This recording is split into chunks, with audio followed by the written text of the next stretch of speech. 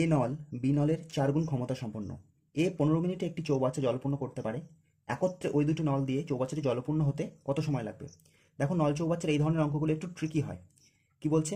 এ নল বি নলের 4 গুণ ক্ষমতা সম্পন্ন, অর্থাৎ বি নলের দক্ষতা যদি A1 হয়, তাহলে এ নলের দক্ষতা কত হবে? 4।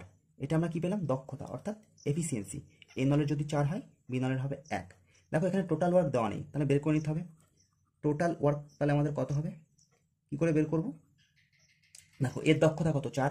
আর বলে দিয়েছে কত? এ 15 মিনিটে কাজ করে, অর্থাৎ টোটাল ওয়ার্ক কত? 4 গুণ 15, অর্থাৎ 60। তাহলে এর দক্ষতা আমরা বলে দিয়েছে 4, আর এ কতটুকু কাজ করে? যদি 15 মিনিট কাজ করে, তাহলে টোটাল ওয়ার্কটা করতে পারে।